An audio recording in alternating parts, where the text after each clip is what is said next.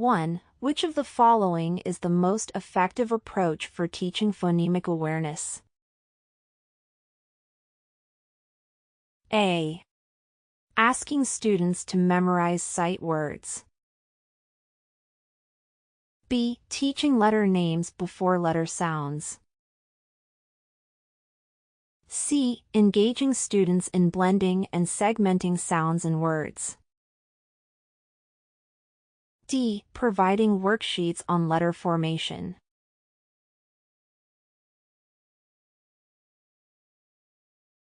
Two. The alphabetic principle refers to A. Understanding that words are composed of individual sounds. B. Recognizing high-frequency words instantly. C. The ability to read fluently and with expression. D. The understanding that letters represent sounds in a systematic way.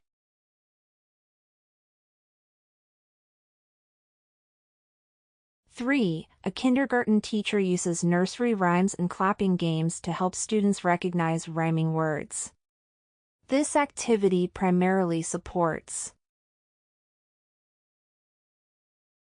A. Phonemic awareness. B. Phonics instruction. C. Fluency development. D. Vocabulary acquisition.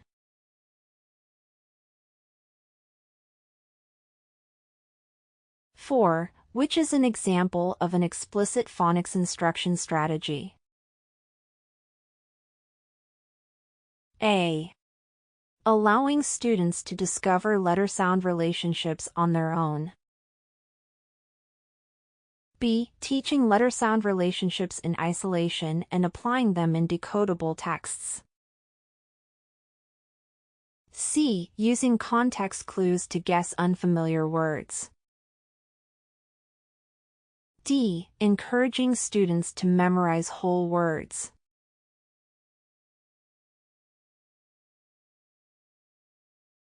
Five. Which of the following is not a component of phonemic awareness? A. Blending sounds. B. Segmenting sounds. C. Recognizing letter names. D. Manipulating sounds and words.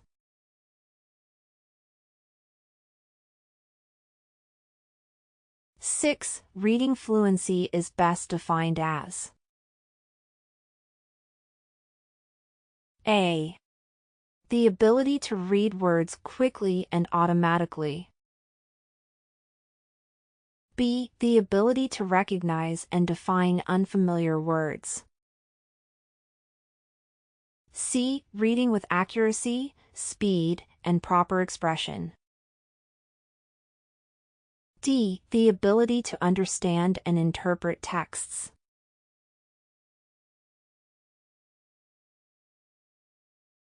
Seven. Which instructional approach is most effective for improving reading fluency?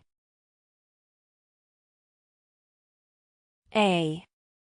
Silent reading with no guidance. B. Timed repeated readings of the same passage. C. Memorizing lists of words. D. Completing comprehension worksheets.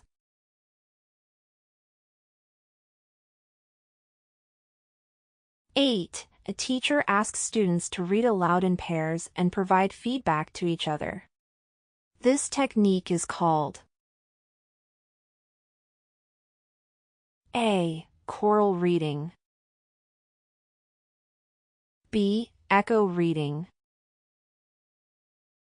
C. Partner reading.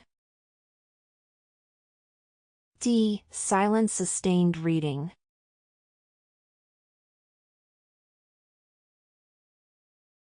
Nine. Which of the following best supports vocabulary development? A. Encouraging students to guess word meanings from context. B. Directly teaching word meanings and providing multiple exposures in various contexts. C. Having students memorize word lists. D. Skipping unfamiliar words during reading.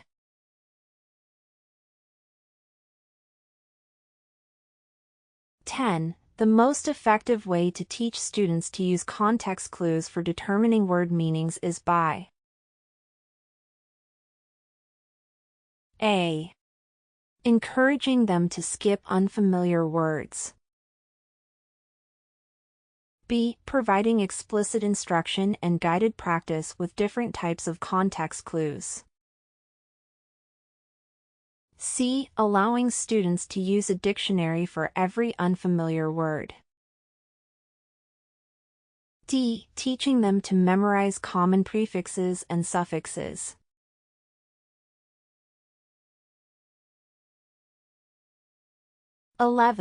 The primary goal of reading comprehension instruction is to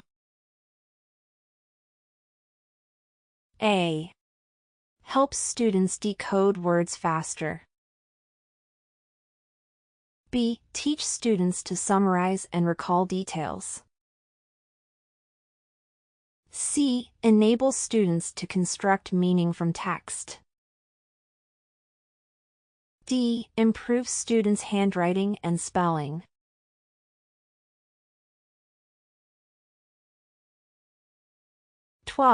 Which instructional strategy is most effective for improving students' comprehension of expository texts? A. Round-robin reading. B. Guided reading with discussion and text structure analysis. C. Having students read independently without guidance. D. Asking students to highlight main ideas.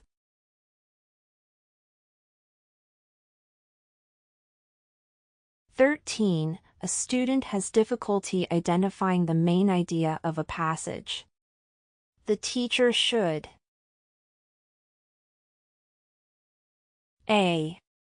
Provide instruction in summarization strategies. B. Encourage the student to read faster. C. Assign more silent reading practice. D. Focus only on decoding skills.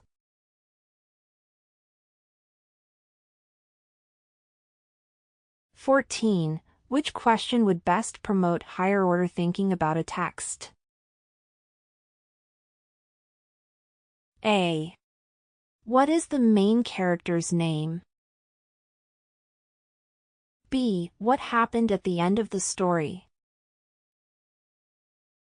C. Why do you think the author included this detail? D. Can you find a word with 3 syllables in the passage?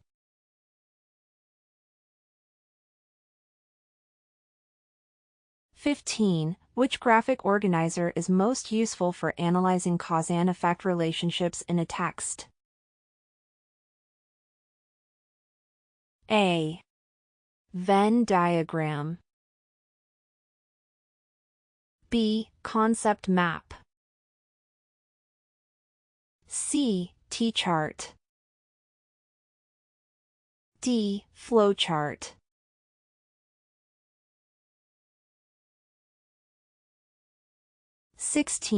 A formative reading assessment is best used to A. Assign grades for report cards. B. Determine students' reading levels for the year.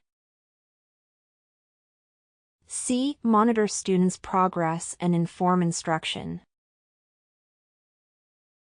D. Compare students' performance with national norms.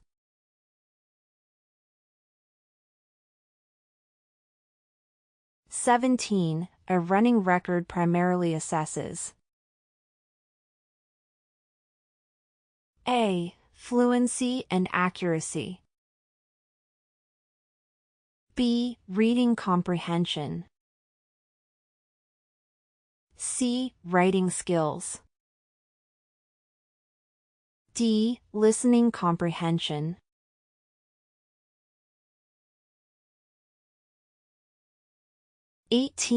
Which is an example of differentiated instruction in reading? A. Teaching the same lesson to all students in the same way. B. Grouping students by reading level and tailoring instruction to their needs. C. Assigning the same independent reading book to every student. D. Expecting all students to progress at the same pace.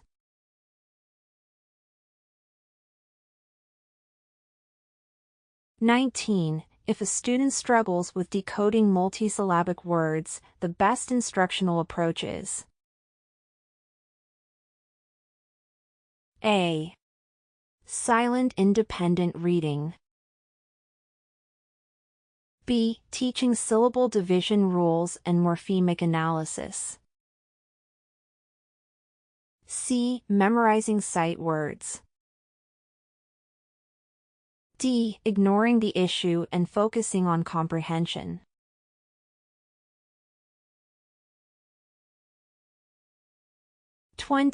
A summative assessment in reading is primarily used to: A. Adjust daily instruction. B. Monitor ongoing progress. C. Measure mastery of skills at the end of a unit.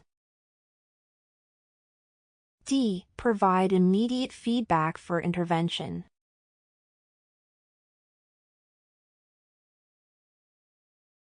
A teacher asks students to say bat without the B sound.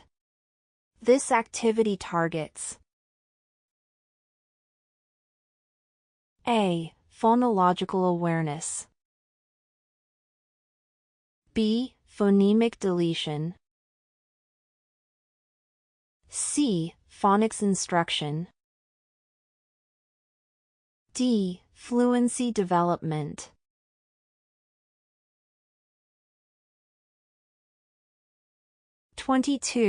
Which of the following is not an essential skill for phonemic awareness development? A. Identifying the first sound in a word. B. Matching words with the same onset sound. C. Writing the letters that correspond to sounds. D. Blending individual phonemes to make a word.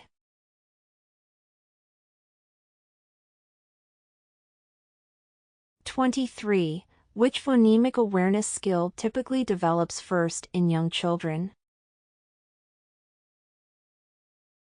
A. Segmenting words into phonemes. B. Identifying rhyming words. C. Manipulating phonemes. D. Deleting phonemes from words.